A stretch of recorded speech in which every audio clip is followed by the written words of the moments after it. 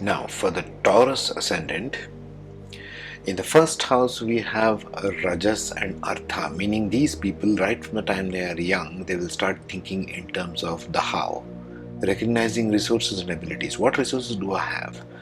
Do I have, what kind of resources do I have? They are investigating resources all the time, because number two, Taurus falls in the first house. This is where the mind is driven. And so how do their paths evolve? In the house number 2, they have Rajas and Kama, meaning their desires, and the Rajas meaning it's a moving energy throughout life. So they want to keep moving and discovering with their Mercury and Venus skills the what.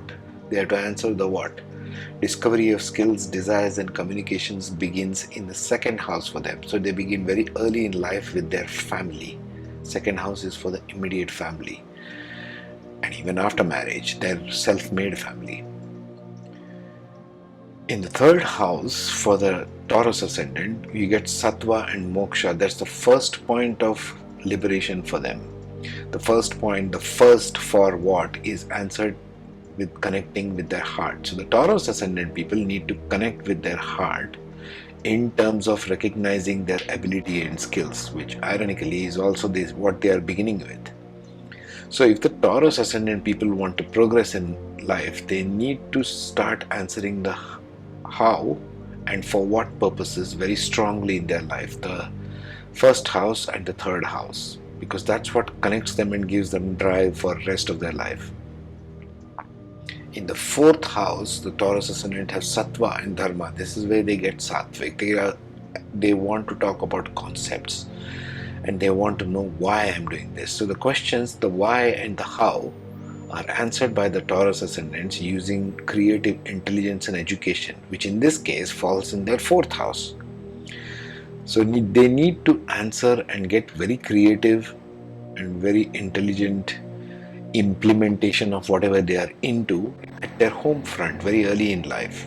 So if you have a Taurus Ascendant child, you can encourage them to start doing this at home a lot. Start getting creative about your creative talents. In the fifth house, the Taurian ascendants have Tamas and Artha, meaning this is where they ask and answer the questions, the what and the where. That means they are looking for work, routines for self. So for Taurus ascendants, education pretty much is about work and routines for self, because this is the fifth house.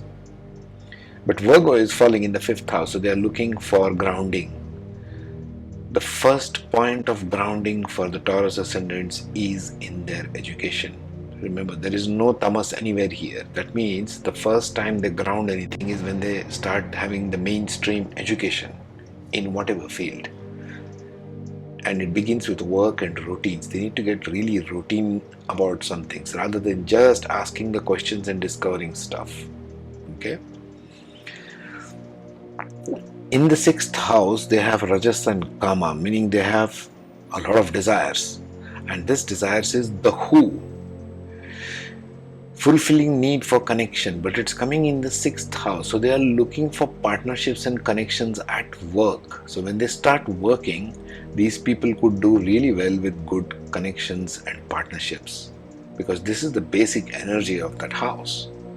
It is looking for connection and companion. In this case, it is not more of a sense of spouse, since sixth house stands for daily work. So this connection will be of a business partnership, if they are into business.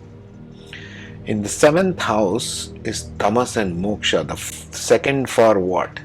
The first for what is being fulfilled in the third house for them. In the seventh house for Taurus ascendants, we have Tamas and Moksha. That means for what? Finding the core desires. If they want to learn of core desires, the Taurus ascendant should check with their spouse, with their love interest. They have some secret lying there.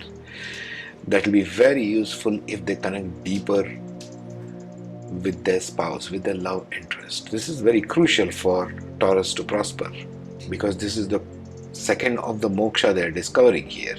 First, they will discover within themselves. Second, they will discover it in their spouse. In the eighth house, Taurus ascendant has Sattva and Dharma, where they are asking the question, the what, the where, and the who. This is Sagittarius falling in the 8th house.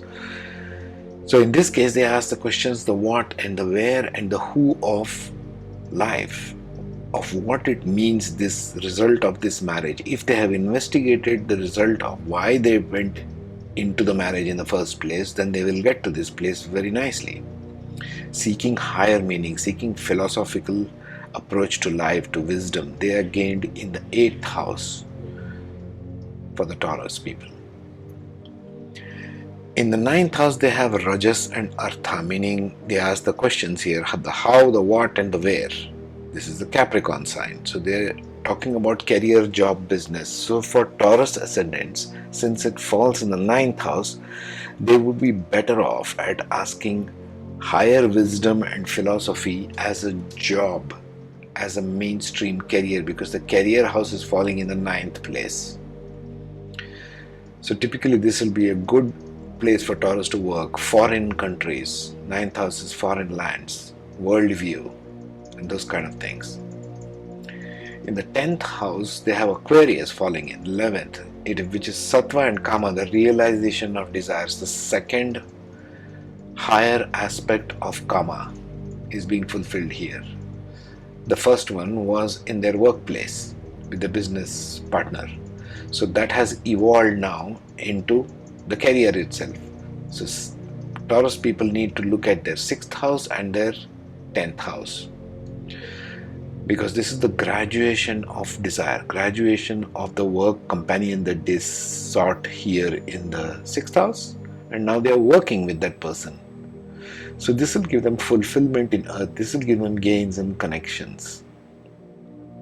That's the 10th house.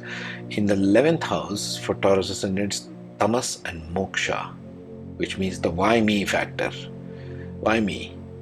That will be answered if they participate with the community, because 11th house stands for community gains, and they are seeking moksha over there, meaning a Taurus person's greatest liberation will come from participation in social media, finding friends and connections and deeper meanings there. In the 12th house, they have Aries, Rajas and Dharma. The why did they need to do all of this stuff in their life will be answered finally in the spiritual house, the 12th house, as the why. The fundamental why, need to find path, purpose and direction of the self, is answered for them through spiritual seeking.